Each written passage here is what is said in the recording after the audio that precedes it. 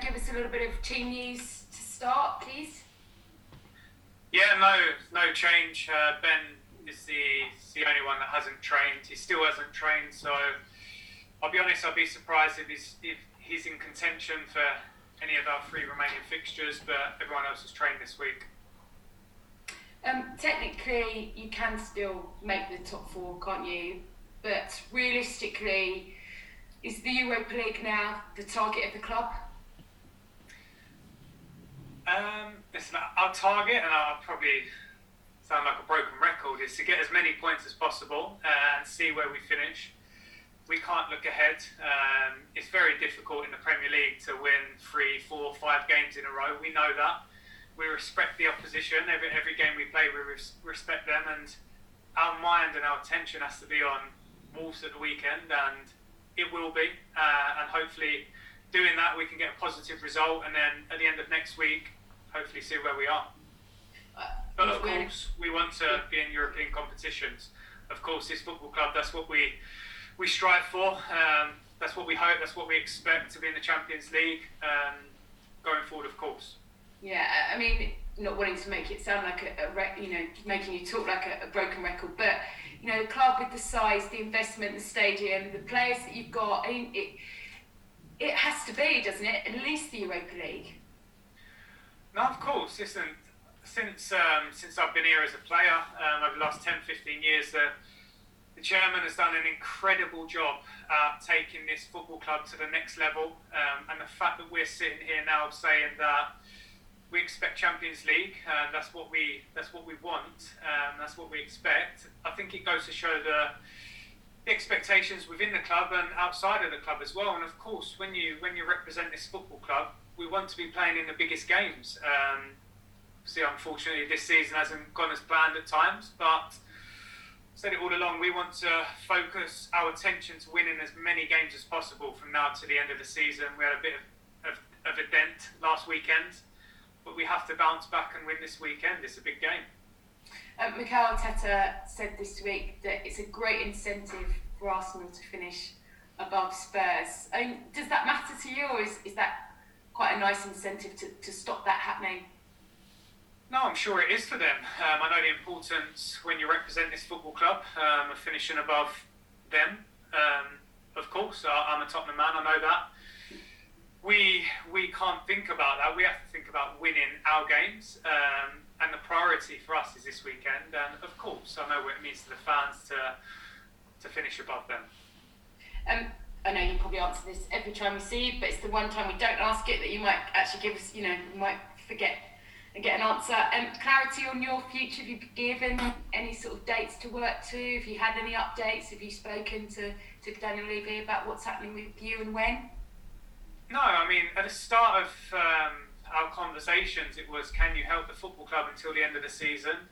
And then after that, the role is there to return to what I was doing. So as far as I'm concerned at the moment, there's 3 more games, and I'm incredibly proud to be in this position, helping this football club. And then after that, my hope is to remain here, of course. I love this club, I want to work, I want to help the football club. So that was the conversations before, and we've had no conversations since, because the priority and the aim has been on the games in the Premier League, and obviously we had a League Cup final as well, and to try and win the games in hand. Just finally from me, I'm sure you've seen the protests at Old Trafford over the last kind of couple of weeks. There is a planned protest for before your game on Saturday, tomorrow, is that it? I can't remember the days anymore. Okay. Yeah, sorry. Too much lockdown.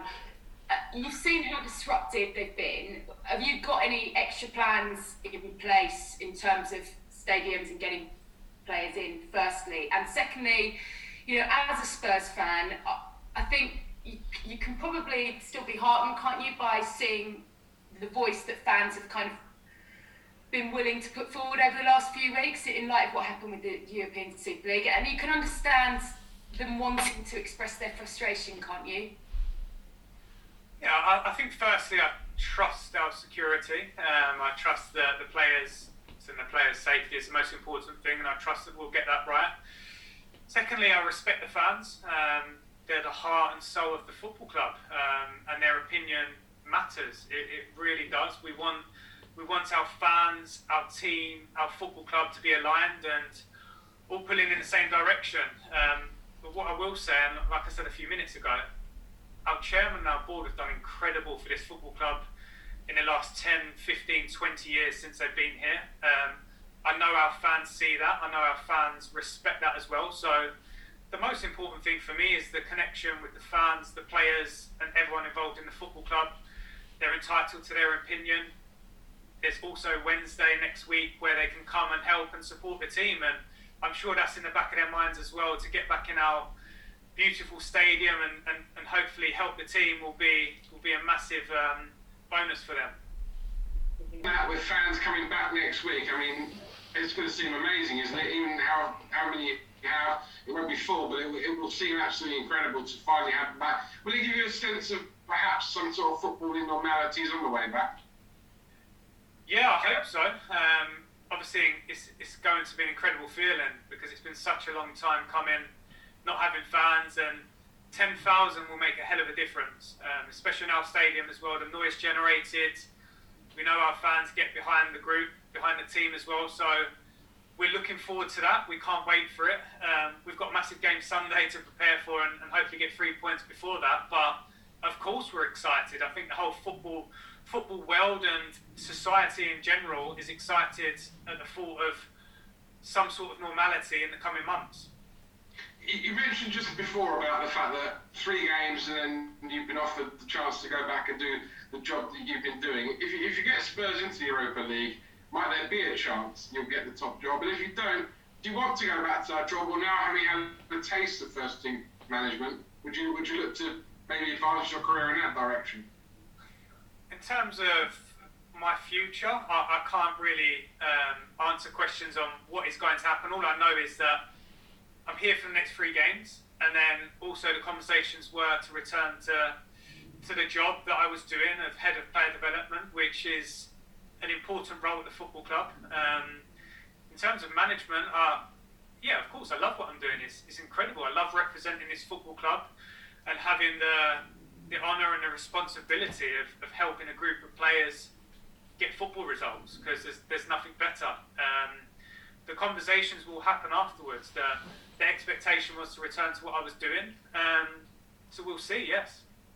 And finally, you pretty much ruled Ben Davies out for the next week and a bit, which is till the end of the season. Sounds much more dramatic if I say he won't play again this season. What does that mean for him in the Euros of Wales? And will you need to have a conversation with him at some point about if he's disappointed about missing it? I'm not sure. So Ben was out on the training pitch today. He was doing some individual work. Hopefully he'll progress very nicely over the next few days and the next week. It's too early to make a decision on the Euros, but I'm sure Ben feels confident within that. We just know, because he's been out for such a long time, it's not very realistic to expect or think that he'll return to training and be playing a game for this football club in the next 10 days. Obviously, you lost the League Cup final. It was your first league defeat in charge of Spurs. What was it the same? Did it feel the same, or was it slightly different around the training camp? We was gutted. I was gutted. It hurts. Obviously, to lose a cup final hurt massively, and to lose a league game hurts massively. In terms of comparison, I don't know. Different emotions, because the games were different in terms of, I felt like the City one, it was a different game to the Leeds one. I thought there was moments in the Leeds one that kind of shaped how the game went against us, but it hurts. I don't like losing. The players don't like losing. The football club don't like losing. We want to win and we expect to win. So any game we lose is disappointing. But in terms of picking the players up and picking the group up, the best therapy is being back out on the football pitch, out on the training pitch, helping the group. And like I say, hopefully at the weekend we'll be fully prepared for Sunday. And just one final question on Harry Kane. You've been scoring quite freely in a couple of games you've had at home under you.